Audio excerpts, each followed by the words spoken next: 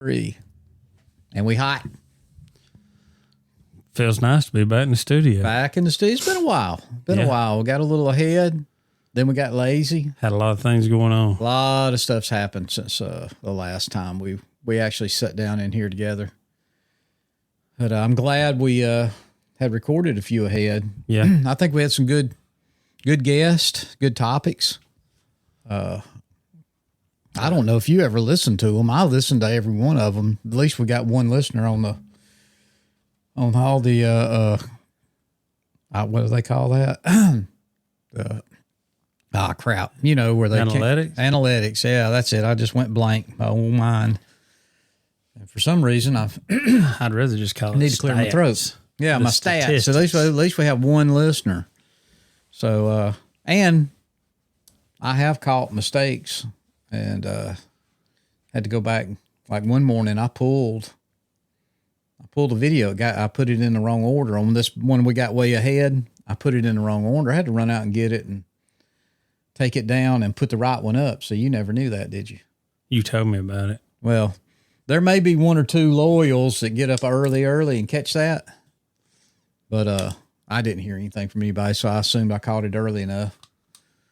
And but the last couple I think's been very, very good, informative. So, and well, like I said, we've had a lot going on. We can go over some of that if you want to. I've been to Canada. We've been to the hunting camps doing work. You've been to calling contest. We went to Montgomery. We can cover every bit of that. We can take it any way you want to take it. What you want to talk about? We've been a lot of places. Let's just back up and go to while you were in Canada. And then you would want to have a mouthful of water. Well, and then when, because during that time I end up going to the state calling contest and then I'll pick up there and we'll go. Well, that was, August 9th, I think is when we left on the 7th, traveled, spent the night up in Michigan, hung out at, Mackinac Bridge Park or Mackinac City or whatever it's called up there, hung out up there for a few hours, had a good time. And then we traveled on into Canada. Second time this year, went in. It was just a breeze. I got a new truck. So both times, even entering and leaving, but going in, the guy, it's temporary tag. And I tell you, I had the paperwork. He didn't ask to see it, but we got to talking about the lettering on it, what it meant. And then I told him we'd been up there turkey hunting back in May. Of course, maybe I shouldn't have said that because then he kind of went on alert. You ain't got no firearms, do you? I went, no, sir. All we got is fishing tackle back there. And I'm more than happy to get out and open the back of that truck up so you can see in it. And he laughed, said, no, he didn't need to see it. And we went on in, spent the night in Wawa, found that waterfall, Magpie Falls, I think is the name of it. I've got it up on TikTok, and I think it's on our other platforms too. But beautiful. I've been going up there over 25 years. I've never been. 2 miles from the town. How we doing? 2 miles from the town. We just happened to see a sign, and maybe they just put it up a few years ago. But I text my buddies in Indiana. I sent them the video. I said, "You guys ever saw this?" And it was like, "No, where is it?" I said, "It's in Wawa."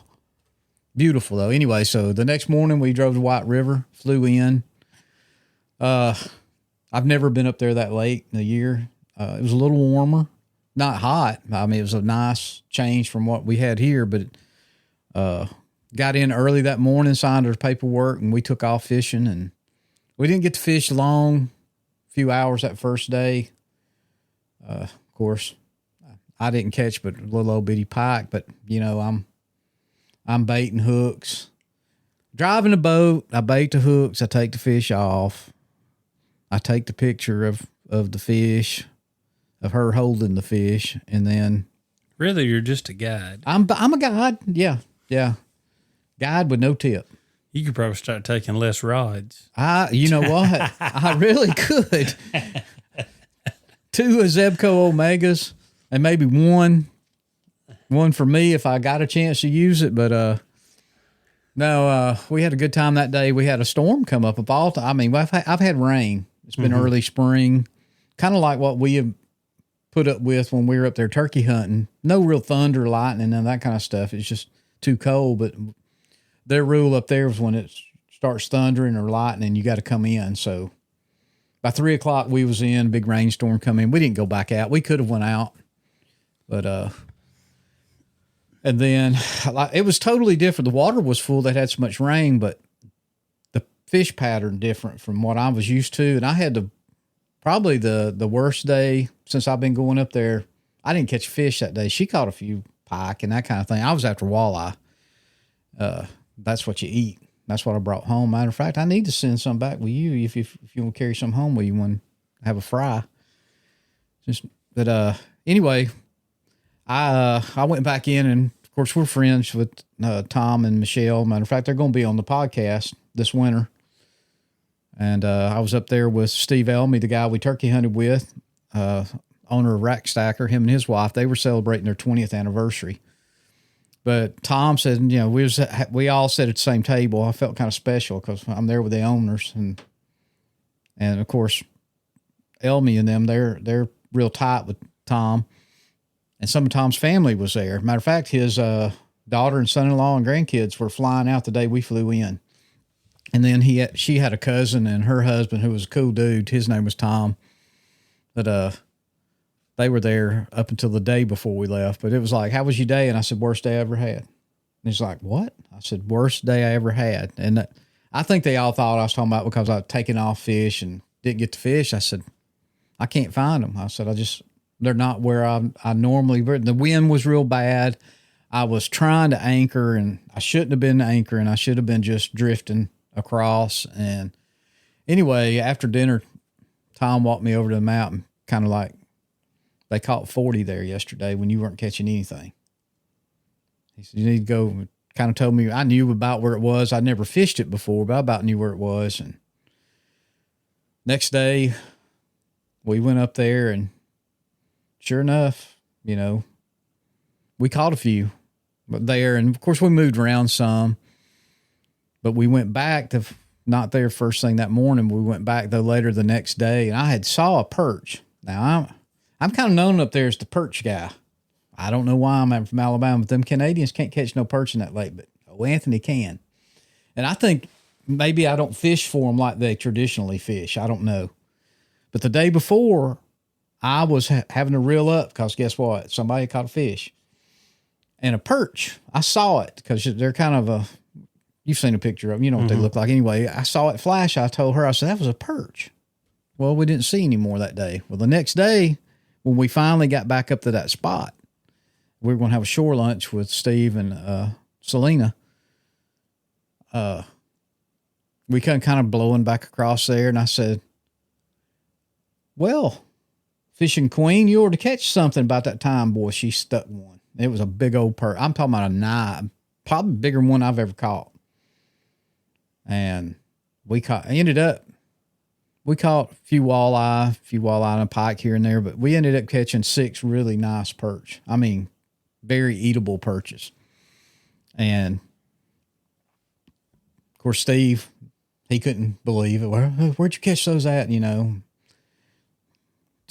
took pictures there, and then back there, there's some guys from Michigan, and one guy from Ohio is like, man, I've never been to this lake. I mean, where's their perch? I said, they're here and there. I said, they're not where I normally fish for them. I found these. I said, when I finish fishing tomorrow, that was going to be our last day. I said, I'll show you in the map where I caught them. I said, but I'm not going to tell you because I might go over there tomorrow. Well, that was, yeah. So I think, I was cleaning them. So the next morning we weren't going over there, and I showed a couple of them of where they were. And even Tom was like, you caught perch over there? And it's like, how are you catching them? And I said, I'm fishing with minnows. I just had a minnow on a jig head. And I don't know if they fish for them with artificial or night crawlers, or I don't know. I don't know how that's how I've caught them on jerk baits. But anyway, we caught fish. I caught enough. We had a great shore lunch. Yeah. And I don't know if you saw some of Steve's Rack Stacker video from his 20th anniversary thing, but that was our shore lunch that he was doing over there. And anyway, great weather the rest of the week. Got real cool. I think the day before we left, the high was 64. She was chilly. I mean, I thought it was great. It was cold that night. Actually, I did get cold that night. We had a window fan running, and it was in the 50s, so it did get chilly. But under that quilt, felt so good. So we flew out, got out of there on time, and headed back. I mean, we piddled around, bought some, stopped him. Well, we had to stop at these little trinket shops she wanted to see. So stopped at Pancake Bay, which is a big old bay right there on Lake Superior. I think I was supposed to bought a little day pass, but I wasn't paying no $17 to go out there and take a picture. So we just parked, run out there real quick, took a picture too. Yeah, I broke a law in Canada. But then we headed back and stopped in Wawa and bought some liquor because Crown is a lot cheaper. Mm-hmm. Found some chocolate Crown. Matter of fact, I want you to taste that before you leave. Just get a little taste. I know you doing your stuff, but it's pretty good. I almost put it in that bottle, but I had never heard of that until you told me about it. And a friend of mine I was in the Army with posted a picture of it the other night. I'm assuming he must have got it there. Well, they said available in late September, possibly available in late September in the U.S., but I'm thinking with the tariffs, no American whiskeys in there. Like their ABC store is here. They got one, it's the LCBO. No bourbons, no whiskeys. It was all Canadian. Well, I mean, there was tequilas and stuff from everywhere else in the world, but because I told her, I said, I might need, pick up a bottle of whatever. No, they wouldn't none. I didn't even ask. So, and then I had to go around to the beer store, which was just next door, and get, a couple of cases of Labatt Blue. So we did that and we blew out of there, and I don't know, we drove all the way. We drove through the Upper Peninsula, and I can't even think of the name of the little town. We stopped at a real nice little restaurant in the middle of nowhere. Super good food. That's where I had my wet burrito. Apparently that's a thing. I thought it was something special, but it's basically they do add chili to them. Other people put their stuff to it, but it's basically a burrito, beans and meat, like a normal burrito, and they put enchilada sauce on it. I mean, I think I've had a burrito like that here before, but I'm telling you, everywhere, if you looked on the menus, I don't care if it was a pizza place, they had a wet burrito, and it might be their own style of wet burrito. But if we make it to Michigan next year, we going to the Gobbler House. Oh, yeah. I got off the highway and drove into the parking lot, and she pulled up the menu, and there's nothing but turkey on the menu. Sounds perfect. Big Gobbler. It's sitting in nowhere, but there was 4 or 5 cars, so there's somebody eating in there. I mean, they had turkey sandwiches and smoked turkey and roasted turkey and all kinds of stuff. Turkey burgers. I'm telling you, we want a sampler. And I started, she said, I don't want to eat here. I said, well, we just got off. I've passed 40 cars. It's done. I'm going to have to pass again now. I just don't want to eat turkey. If they had something else on the menu, all right, back on the road again. So went another 50 miles and had a good meal, though. And then we drove all the way to Indiana. I think I was on the phone with you when we were getting close to finding a room, and spent the night and then blew on in home the next day. Sounded like the worst part of the trip was the traffic in Nashville. It was. We had no issues, really. Of course, we got slowed down going north through Nashville. Right. And there's little construction projects. Mm-hmm. But, man, coming out of Nashville, when we come back through there, of course, it's evening traffic, and there was a breakdown or two like there always was, but it was an hour and a half from the time we got to where, where the big mess up is, where when you're coming in from Kentucky or something. What is that, 24? Mm-hmm. Where 24 and all comes into 65. You know how it's always a mess? Well, It was again. but there was a wreck, and then there was that same construction still going on where they're paving them 3 lanes. I don't know what's going on, if that's a time and material job, but going up, it caught us, and coming back, it caught us. And then we stopped in Huntsville. Let's see. Well, we stopped somewhere and had dinner on the way in. I don't know where we were at. We were in Kentucky. It was just good to hear some Southern slang and accent and not be asked where we was from everywhere we stopped. But anyway, we come through there, and then of course we hit Athens, Alabama. Had to stop at the Buckarama, old Buc-ee's. I didn't. I went to the bathroom, come back out. And then there was a doggone wreck right there. I mean, right at where 565 and 65, right under the bridge. If I'd have known, I probably could have got off and went around it. A few people was doing that, but could have around Decatur. Excuse me. Throat got dry all of a sudden, but we rolled on into the house, and then I talked to you. When was that? That was a Thursday night, so I had Friday. And me and you decided we was going to head south that next Sunday. Was it Sunday we went? Saturday. Yeah. But before that, while I was gone, you went off to Tuscaloosa, did you not? Yep, to Woods and Water, to the state calling competition that Terrence puts together. And I'm telling you, he runs a nice calling competition. They had I didn't even know Eddie was going to be there. Eddie Salter was the MC for the first half of the day, and then another guy for the evening. But got to see the guys talk about it outdoors, and just Truett Marshall, talked to him for a while, and seen a bunch of people that we've met over the last few years. But I'm going to tell you, the turnout, because you were there with me the year before, I'm pretty sure it doubled. Really? Man, I'm telling you, we pulled up, and there was trucks, and I'm going, this for the calling contest? They having a sale today. No, they were there for the calling contest. They run out of chairs? I mean, last year. Oh, they started getting them. They started bringing blind chairs out and setting up for people to sit in. They have it in the same spot. Same spot. They're going to have to figure out something, though, if it keeps getting bigger. Same spot. And then, the callers would go in the back and draw for their numbers, and they had some refreshments for the callers. And Eddie said, I'm going to go back there and find me. I'm going to need me another one of them sugar-free donuts. Had that Krispy Kreme set up back there. Oh, Lordy. But yeah, it was good to see everybody. And, had a good day. Me and my wife went with me, and we made a day out of it. I stopped by Academy, and they had their big feeders on sale. I bought a feeder and talked to a guy. Man, it's such a small world when you hunt all over like we do, even just Alabama. And me and this guy get talking, come find out he lives maybe 5 miles from West Nils, placed in Pickens County. I mean, basically neighbors down there. He's like, boy, I like it. I like that shirt.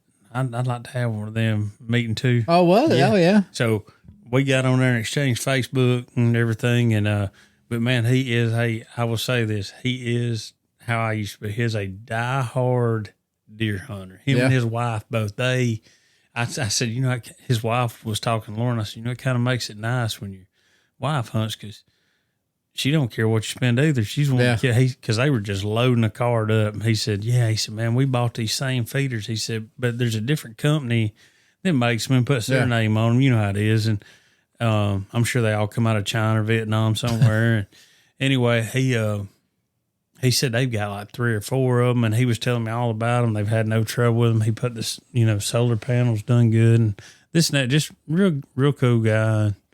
And then we stopped and got a bite to eat on the way home, and that was pretty much our day of it. But I'm telling you, the turnout was incredible, and I'm looking forward to going back next year if I can, if I'm at home. And anybody you expect one? I mean, you didn't stay for the whole deal? I didn't make it to the very end. We stayed till about 2:00. Okay. So I did get to see Sawyer make a couple runs, and he placed down there, did he? Mm-hmm. Yeah. Yeah. Yeah, he was doing better than his daddy. I mean, well, that's the truth. He's got more hardware, I think. Yeah, I'm gonna tell you, he's gonna be. I think he's calling in Nashville this year too. Oh yeah, I'm sure. I mean, because he for his age group, which used to be last year, he gets calling polls. He's done after this year. Yeah. So He'll step his game up a little bit. but when he's going to adapt. I mean, because you can tell he is, just from what we've seen him last year to this year, man, it's different. But so are all them guys. They're all calling better. Mm-hmm. So, but I mean, we always look forward to anything they're having locally where we can go catch it or whatever. So that pretty much took care of that weekend, and then you come in the following weekend. Yeah, basically. we came in. Actually, I had my dates all screwed up, or the time. I don't know if it was the dates or exactly what. I thought I wasn't coming home till like Saturday, Well, and and I know the Talk About It guys were having their bow shoot, and you had talked about going. Matter of fact, this last podcast I was listening to the other day, you was talking about going over there, but there's just no way with all the traveling I'd been doing. I mean, nearly 1,200 miles one way and 1,200 miles back, and then driving over there and coming back, and I hadn't been home. well, and then I kind of run into a problem too, because we got put on call for that hurricane coming in, and I have a 2-hour call back, and I can't make it from their place in 2 hours. Yeah.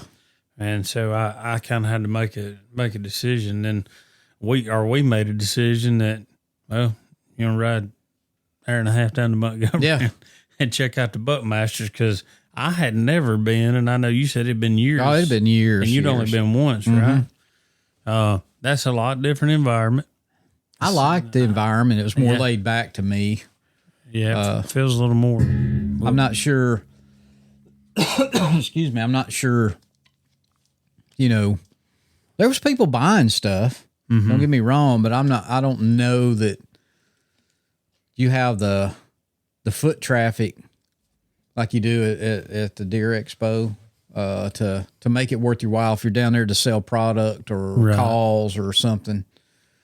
They had some pretty good buys down there. I thought so, man. Those bows. Oh my God. That's something that we probably should have. I messed up. I should have bought one. Maybe we should have bought two. Yeah. Come home, flipped them. I believe you could.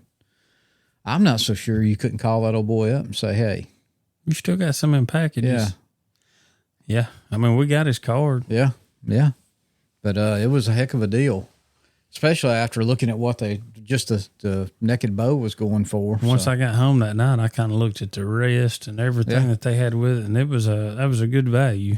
I can't believe they didn't sell anything, but of course we've hung out with Eddie there for a little while. He was selling a lot of calls and that kind of stuff. Of course, that's a hometown hero right there. I mean, he's just down the road. The big sale was, what was that? Legendary Whitetails out of Florida that we bought those shirts. Yeah. Oh yeah. I'm telling you, I've been to a lot of shows where, like, hey, I'm sorry, this is just a show deal. If we don't have the size, whatever. Mm-hmm. We hear that all the time. And on that hoodie, though, I mean, she went over and got with the owner, got 2 different codes for me so I could order a hoodie in my size I wanted, and free shipping, and brought the hoodie down to this as a show price, because it was like $60 hoodie. They had to lose $25. $25. So when it would all ring up, when she got done with it on my phone, she said, "There's your free shipping. There it is, $25." Did it come in? Come in yesterday. Did it? Well, it was there when I got home yesterday. Yeah. So it probably come in Saturday. Yeah. Yep. I mean, you can't ask for better than that. And them some good thick hoodies for $25. Oh, I mean, I like the neck. I like the neck because it's cut V out right there. Yeah. I like that. And I didn't see another hoodie in there for less than $40. And then the long sleeve Bottomland t-shirts that we bought, they were what, 15? Yeah. And them some good thick, heavyweight long sleeve shirts. I'd like to know where they're buying their shirts at, because I'd like to buy some of them. Well, the way I'm working out in the weather all winter, I thought, why didn't I buy me about 3 or 4 of them shirts? But I've always, I don't know. I say that I get stuck on wearing. Look, I'm wearing this again. she washes it and folds it for me to go hang up. I just put it back on. I've got a whole closet full of stuff I need to be wearing, but matter of fact, that hoodie and that shirt's still in the bag down there on the shiplap that's been sitting there for 3 years, 4 years, however long it's been sitting there.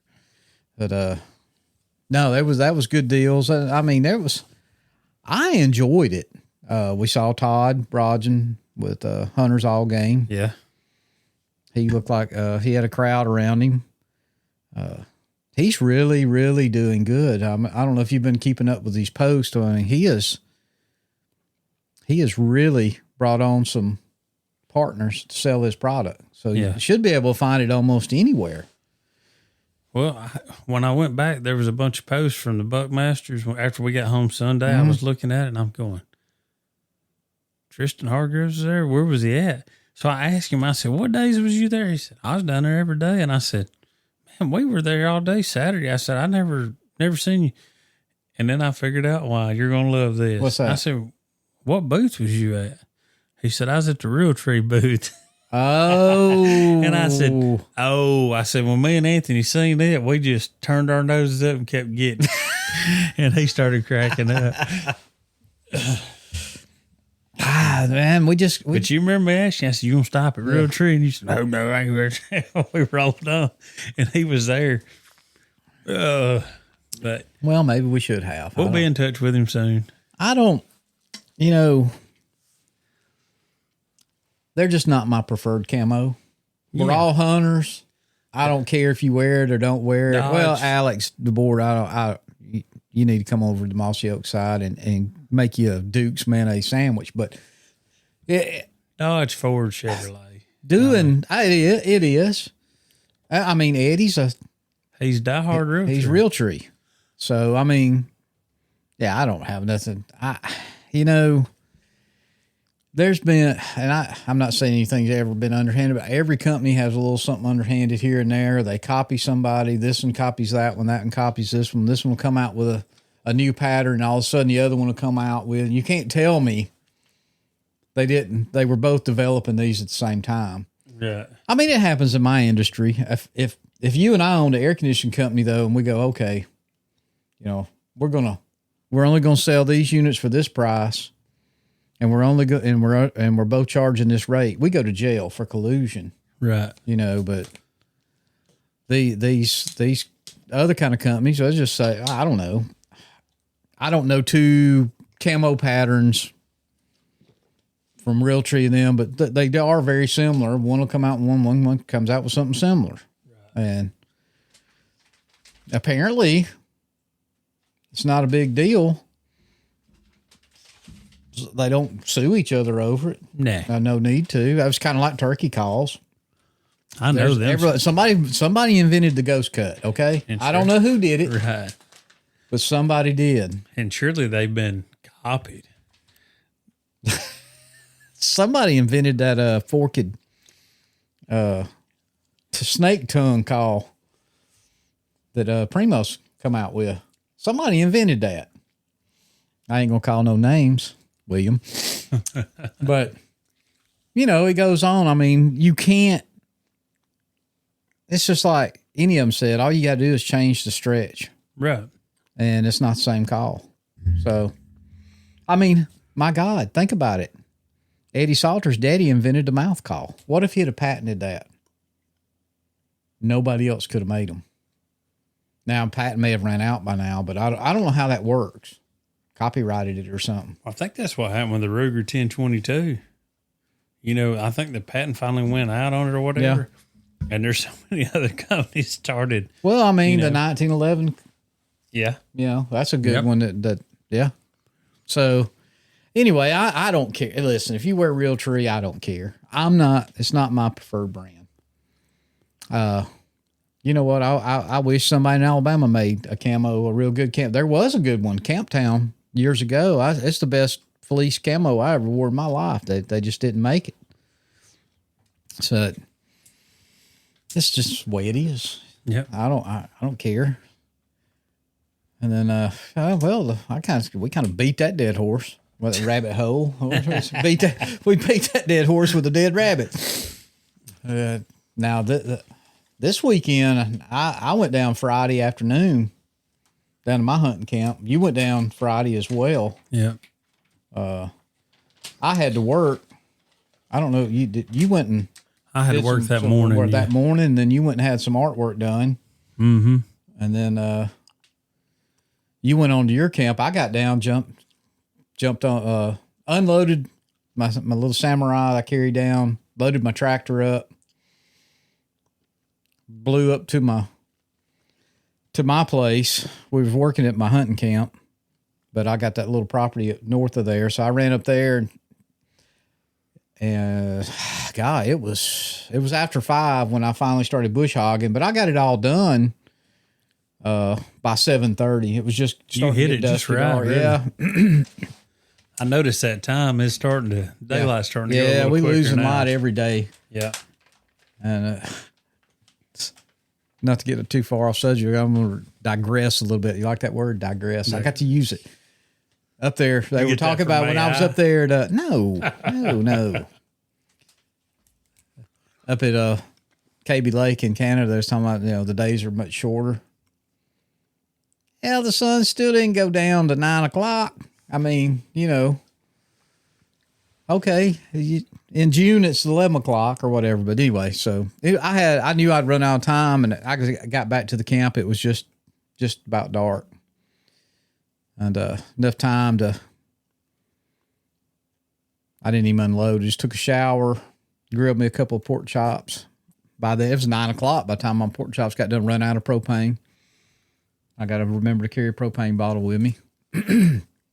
And the next day, we just did camp work.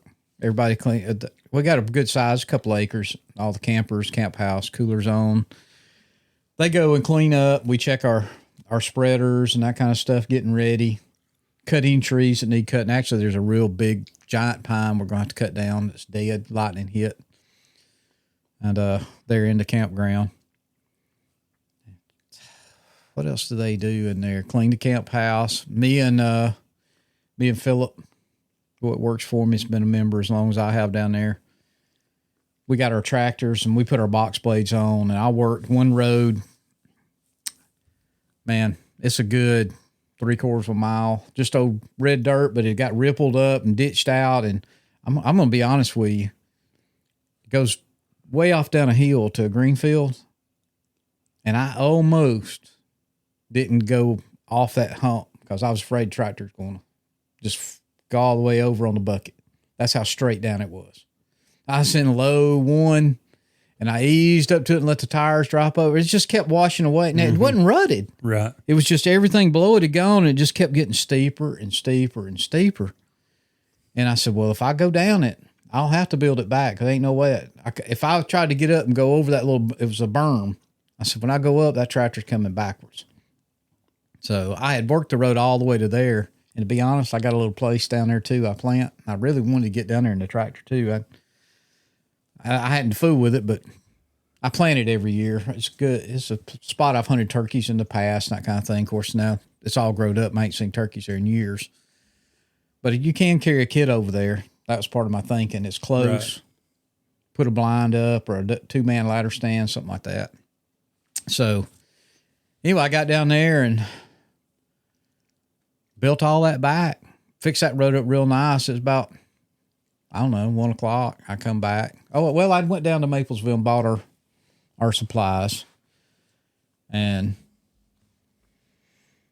that put me about 8:30 before I got out on the tractor. And then I went down and repaired another road to another green field. Philip's tractor, something happened to it. And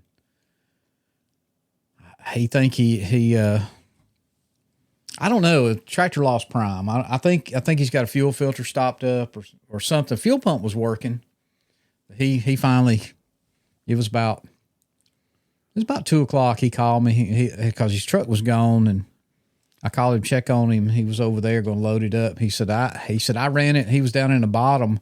He took the hose off, fed his, I guess, carburetor. I guess it's carburetor. I don't know. No, they're not carburetor. It's diesel. However it works. Guess it goes through the fuel pump. Took a water bottle and electrical tape and he would fill that bottle up with diesel fuel until it ran out. He'd stop, fill it up again, trying to get back out to the top of the hill where he could load his tractor. He said, I'm not even going to stop the camp if you don't care. He said, I'm just going to go in the house. Ain't nothing else I can do. And I said, no, sir, head on. I said, these boys are about done up here anyway. They were out checking shooting houses and that kind of stuff, marking trees that were down so they can go get them cut out of the way next couple of weeks whenever we're down there. So anyway, that was my weekend this weekend. I did see, saw a lot of deer, got some turkeys showing up on my little place up there. Proud to see all that. Put out some more of the Hunter's All game. Made a lick down in the woods. Todd's always saying, get off the beaten path. I got off the beaten path, kind of scraped me out an old filled-in stump hole, poured that stuff out, took me a little bit of his attractant. I don't even know what flavor it was, to be honest with you. Sprinkled it around it, and I'm telling you, within 3 hours, there's deer there. 3 hours. I know the turkeys couldn't smell it, but I've never had a camera down there, but some hen turkeys come walking by there, so they're roosting around there somewhere. I just want to keep things going and out. Oh, my clover. I meant to tell you. Still looking good. Still not thick like I want it, but it's looking good. I'm going to, next year, I'm going to get in there and keep it mowed a little better. Maybe even mow during turkey season, since I won't worry about hens setting, and get it and spray it and kill all the weeds out of it. And I may go back in there. I don't know where you bought that clover, but I may go back in there and I might buy another bag of that and topsoil it again. I know I'm not disking it up, but I figure if you just topsoil it ought to be okay. It'll be fine. I'm going to do it. Beat it that well, far. I'm going to do like you told me, just turn my disc straight and just kind of, I'm not going to cut it up. Just make a few passes over it. Something for some of the seed to fall down in. Mm-hmm. So we'll see how it goes. What all did you guys do? Well, I haven't been to my cabin since turkey season. So I went down when I got there and started cleaning. Somehow my window got shut and all that heat and everything. I had a little bit of mold here and there, whatever you call it. I guess we that's had a what it rainy is. spring. Think about it. May was terrible. But I guess all the heat and cold, and no windows raised, so no air circulating through there. So I just went ahead and started cleaning. But anyway, we got up Saturday morning, 5:30. So our breakfast was on the table, and because we got one guy, that's all he does. He takes care of all the cooking while we do the working. So really, that ain't a bad job. Box car. Yeah. So he don't get out and do nothing. As far as building, shooting houses, he takes care of breakfast, lunch, and dinner, or whatever. And he pressure washed the camp house. Yeah. He likes to stay right there at camp, but typically he's got some kind of food on that he's having to watch all day. I mean, for instance, he done steaks and fried potatoes and I don't know what all Friday night, but then Saturday he had homemade red beans and rice, some kind of pork chop deal that he had in the crock pot, biscuits, homemade biscuits. I don't know. He puts a spread out every night, so it's worth keeping him at the camp. I'm thinking about recruiting him to come down and hunt with us. He will. If you got a lake with crappie in it close, I know he will. Well, we got a lake down the hill, but I don't think it's got no crappie in it. He's really a fishing member, but his grandboys are getting bigger, and so him and Haynes can't take all of them, and Gabe can't take all of them, so Pawpaw has to kind of go and help. So, but we took out and we got some new property. We picked up a little 120 down the road, and we put up new shooting houses on the end. Is that over there by the lake? Is that what you're talking about, or is that a whole different piece of property? It's a whole different piece of property. Yep.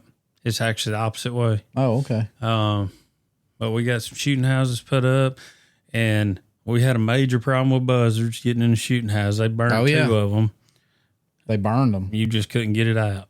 So anyway, we had to putting shooting houses back up there. But anyway, got to shut them windows hard. We didn't have any. So Haynes somehow he come up on a good deal on plexiglass. So now everyone. Did y'all build that picture of that shooting house? You need to post that. But was that a bought one or did y'all build that house? No, that's him like I build it stack on top of each other. Okay. Yep. You just build them out of 2x2s. Yeah. Yep. And, well, you bought one last year though, didn't you? yeah, I bought one last year. Okay. Built 2 more like just last year. But Yeah. anyway, a guy that was in the club with us, he's passed on now, but that's Dale's pattern. He's the one that he would, I mean, the first time he showed up and I said, Dale, where's these shooting houses you built? 'Cause he done said, I built 5 new shooting houses. He was in the construction world and Yeah. retired. And so he would just build these things just for fun. And he'd be like, I got us 5 new shooting houses. And we're like, where they at? He pulled into camp one day with a little bitty 4-wheeler tray. I said, I thought you'd bring them shooting houses. I expect to see them sticking up. Yeah. He goes, yeah, they're right there. It's just all stacked on top of each other, perfect on a little 4-wheeler trailer, one strap. And once we put the first one up, I was like, okay, I want some notes here. And anyway, like that one from start to finish, steps, platform, everything, about a little less than 2 hours. I mean, y'all framed it, did all that day, or was the house already kind of stacked up, ready to go? It was already built, Yeah. but it was just laying flat. Yeah, We had to stand the walls. Y'all just up. had to stand them up, put it together, and Yep, put the top put your on it. post in the ground. Yep, and build the steps. We always do steps for the handrail on everything we got. But that's another thing we done a lot of Saturday. We had some steps that were starting to get bad, and we sprayed wasp nest, and man, we put handrails in one of them. The door opened back to you, and there's a little porch on it, but there's not a lot of room. Porch super small. Yeah. So I told him, I said, because we need a handrail on that one. I said, why are we fighting this? We can unscrew them 2 hinges and flip that door over, and then it opens to the back of the shooting house, and you ain't, Yeah. and so we did. Now, Homer got stung 2 or 3 times. I mean, there was that thing, Yeah. that was the only one that had that many wasp nests, but man, they were as big as sunflowers. There was 3 in there. Y'all just We should have burnt that one. should to the have ground. bombed it and just went back next time, closed it up. But it was weird. After the first one stung Homer, they kept hitting him in the hand. Several did, but they wouldn't sting him again after that one stung him. Really? He I was wonder what getting, that is. I wonder if that's something to do. I mean, I wonder if that's a no bee clue. trait or a wasp trait. I mean, I know a wasp isn't a bee, But we just a oversized ant. liquid bush hogged everything down there. Everything, because we sprayed in the spring, killed all the green fields off, and then went back, sprayed them again. They started doing this liquid bush hogging a couple years ago. Now we know next spring we got to go in and kind of hit some edges of roads with bush hogs. But Well, I'm thinking, that liquid bush hogging. Of course, I sprayed 2 of my fields. Of course, they're not real bad anyway. right, But I'm thinking our next work day will not be bush hogging anyway. I've rigged up 2 15-gallon tanks. I got 30 gallons, but a 15 gallons, you can do an acre. 25 gallon, like a 25 gallon Yeah. sprayer or 15 gallon, it'll do quite a bit, I especially was with the boom shocked. sprayer. Well, I was shocked. I put 1 15 gallon was my cousin's old tank, and I had a hose and a wand on it. I went down there and that big old long thing of brush. Me and you say we're going to tear out every year, and we just ain't got to it down there. You know, the big berm thing gonna across happen my this field. year. Well, we'll You've see. got it killed off now. Well, I sprayed the living hell out of it. I mean, I soaked it, and we'll see. I'll be back down there in a couple, 2 or 3 weeks, Yeah. and I'll hit it again if I need to. But I'd bought a little old spray bar. I put it on the back of my 4-wheeler with a couple just tie wraps, Right. and I had 15 gallons in it, and I sprayed my whole 1 acre field, and I sprayed the half-acre field, and I still had some left. And, I hope it looked like it's got 2 little, it's only, the spray bar's 2.5, 3 feet long. Yeah. It got 1 little spray head on each end. I kind of adjusted them where, like you were talking about, it'd make a fan out. And they cross a little bit Yeah, in the middle. yeah. Yeah. So, Well, everybody down there, I thought I was the only one that was trying this boomless sprayers. Every one of them boys had theirs rigged up this weekend with a boomless. But now Bones, he had the best setup. 25-gallon spray rig in the back of the Gray Ghost, his S10.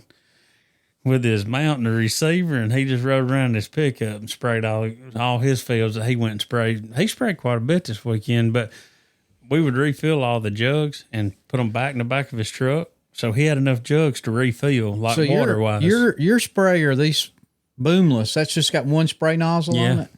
And it how like fan as wide as this table? Or? Yeah, the higher you get, you can go, that thing, if you got a high flow and you got enough height on, I think it'll do 14 or 18 feet. Oh, really? And it's got a turn screw where you can you can adjust your... bring it down to 6 or spread it out. Well, I may end up, if that gives out on me. Black Cloud out of DeQuincy, Louisiana. Yeah. Did you order it from them? Mm-hmm. Okay. Yeah, wish they got them on Amazon. I'm sure too. Amazon got, Amazon has everything. And there's a lot of people's copied him since he developed that one. You can buy knockoffs for, a quarter of what that one was. I know, but know what? I hate doing that. But you know what? He's got one that would be good too. It's the spray fence rows as well. So it's a double. So that one comes out and one squirting that way. Mm-hmm. So like when you was going down a road, you can be spraying the edge of the woods too, or whatever. If you're trying to kill something back, like kudzu or something, it'd be good for that. But he didn't have that combo when I bought mine, but now he's got it. I wouldn't have known he had it. And I seen on TikTok some boy was spraying fence rows, and I thought, why don't I have that? But they spray the roads and all. Just get it all, and then when they go back, it makes the disc and super easy. Oh, I know. I spray mine down in my little, what I call the turkey foot. I usually spray them, and it's like cutting through butter. And if it ain't, you just light it up. Mm-hmm. Because we've got 2 fields. I don't know what this stuff is that grows in it. Someday I'm gonna take some pictures or dig some up and get with somebody and say, what is this? You can't cut it. I don't care. It's the craziest thing. I ran over it, cross cut it, straight cut it, went every which way with a really good disc. A weed? You're talking about a weed? Yeah, I don't know. And it's only in these 2 fields down there, and they're not in a low bottom. They're beautiful. You should have done kill that out with your Roundup. Well, that's what I'm getting at. But this is before we started doing that. And, a couple of times, that's what we had to do. I had to basically just go in there. We'd run a disc around them and spray them, and then go back down there. I'd burn them off. We'd redisc them. You just could not cut it. The disc just stay on top of it, even a good heavy cutting disc. Now, if you have one of them from Indiana or somewhere, one of them big boys. Oh, cut a real disc. Or something with some chisels in front of it or whatever, but it's amazing like how tough and resilient some of that grass is. Yeah. In Tennessee, we burn ours off every year when we had that place. We just had to be careful of that pine thicket. We're just not allowed to burn. We've been told no burning. Yeah. Period, because you burn up their damn pine trees. Which ain't a bad thing underneath them after they get big enough. Well, that's one thing I wanted to mention. Since I went down, let's see, they did it after turkey season, so it had to be sometime late May. State Park burnt. They didn't do it early. And, man, I'm telling you, right now, you can walk through, it looks so good. Ain't it pretty? Now, there's a place that they burnt early. I'm going to say late February, early March. It's so thick you can't walk. To me, it's so thick you can't walk through it. Maybe the animals love it, but this other, it's so pretty out in there, and I think that's the best time to burn. The prescribed burns they done up there in Illinois where me and you hunted. No. That was beautiful through there. Let me tell you, that had to be the federal government, right? Mm-hmm. Why aren't they doing that in our forests here? I was going to give Illinois the credit for it, and maybe they do. Maybe they go in there and do something. I don't know. Those are the most well-managed, every piece of property we went on. Didn't see no trash. No trash. I don't think we picked it well. And we don't know if there's an old house place there where we found them cool old bottles and stuff. Now, that was cool to come up on. But, I'm sure it was an old house place. I didn't find no cracker wrappers. I didn't find no pea bottles. We didn't find any junk like that. And I'm telling you, if people that are really wanting to do a good deer hunt on a budget, if they're not going up there, they're messing up. No, people need to stay away from there. I'm talking about, I said deer hunt. I know. But anyway, what I'm getting at though is me and you, we've hunted a lot of public It's ground. not Pike County now. No, but people, everywhere we go, they throw trash out. Little wrappers and stuff, and we try to pick them up, but I didn't find nothing to pick up No. there. And we went to several Well- places looking. What did we picked up something? Was it a mouth call we found? What was that we found walking out that day? We found something laying there on the ground. It was a mouth call Yeah, or I something, think it wasn't it? was. Yeah. The only piece of trash we found. And I don't think it was dropped on purpose. And I know how that guy felt when he reached for it the next time. Yeah, me Because too. my favorite striker, one time I was on a bird and got up and run after him, trying to get ahead Mm-hmm. of him. And I got up there and grabbed my pop back out that he had been hammering to all morning. I know. I ended up getting it done. Wait a minute. Same thing happened to me with the pot Oh, well, yeah. in Canada. I made it happen. And when I got back down there, I looked, and there lay my striker, and I had stomped it. Oh, and you broke found it. it. Oh, you I done broke it. Oh, And so I tried to drill it out and shorten it. It never sounded the same. never does. No. Never does. Just an old Purple Heart. I had one of those Ben Lee calls over there. Mm-hmm. It came with a acrylic striker, and I dropped it and I broke it.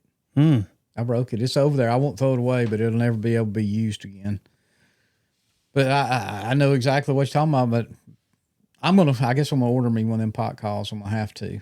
I've been let down. I guess they got too big. They just don't. They won't answer an email. You can't call them direct no more. I don't know. I hope the call sounds the same. When you get stuck on them. Oh, we didn't mention. Oh, well, before we get to that, you was talking about trash. Me and you talked about it when we were up there turkey hunting, and Rebecca brought it up. Canada's the cleanest country I've ever been in my life. yeah. Now, maybe in the towns and stuff, a little nasty, but out on the highways and the roads. Listen, How many miles did you and I travel in Canada oh my God. when we went?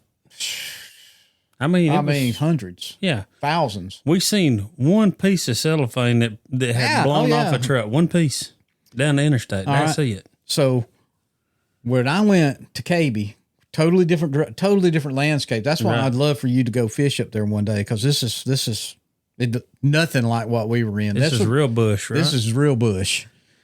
And so we're going up, what is that? Highway 17. It's the Canadian Transcontinental Highway, whatever it is. It's the only road that goes. You go all the way to Thunder Bay, 700 kilometers or whatever. I don't know how many miles. I just know kilometers. But anyway,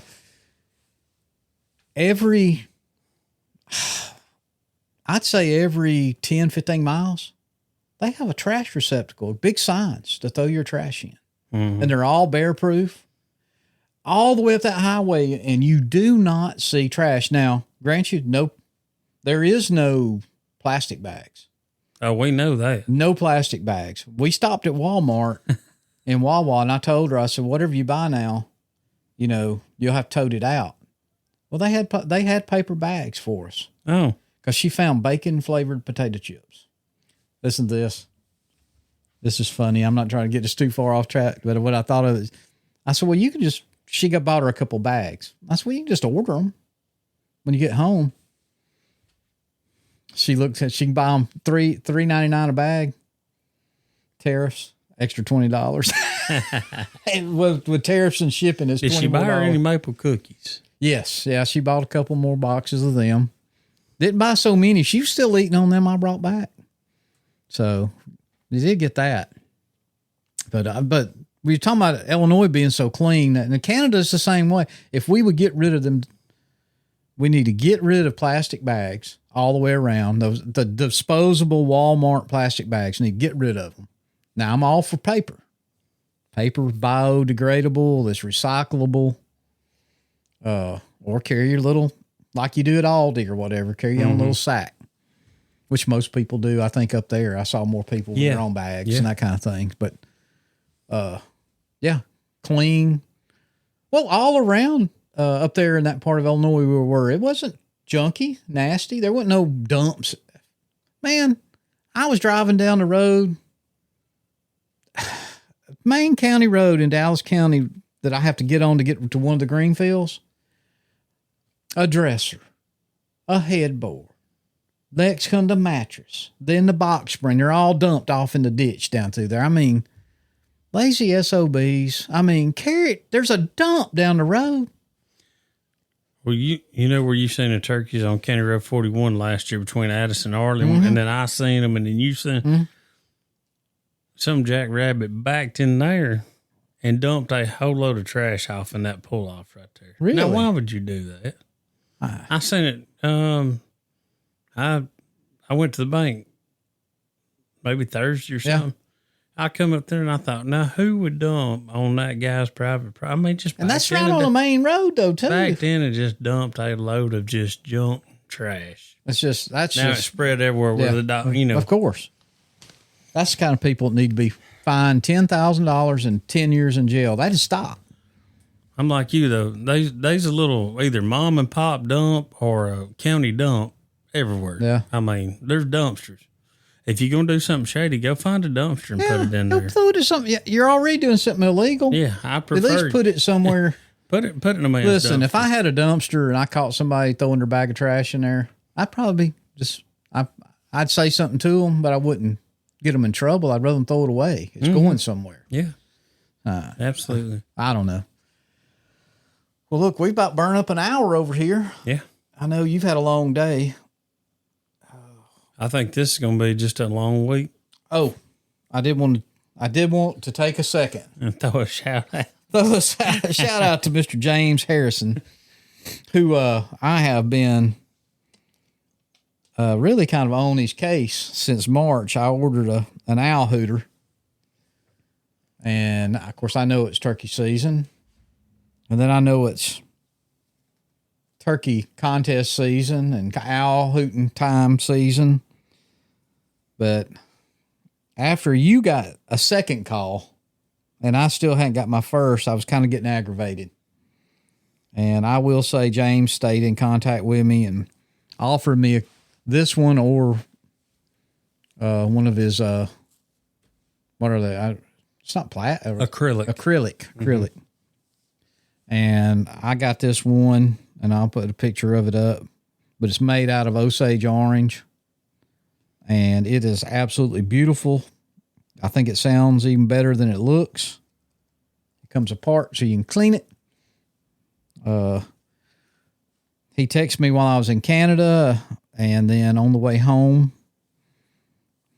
And then I was actually going to buy the acrylic one. And then he sent me a picture of this one. I said, no, I want it. Mm-hmm. There's something about Osage. I just love it. I don't know what it is.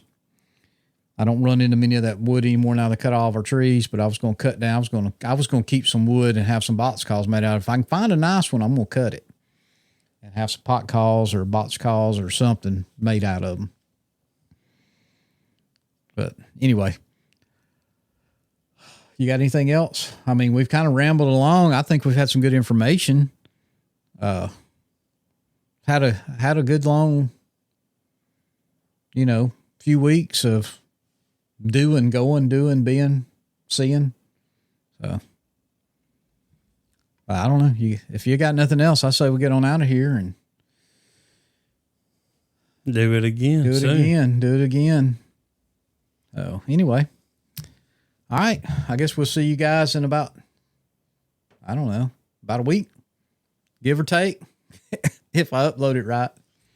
Either way, take care of your trees because that's where the turkeys sleep.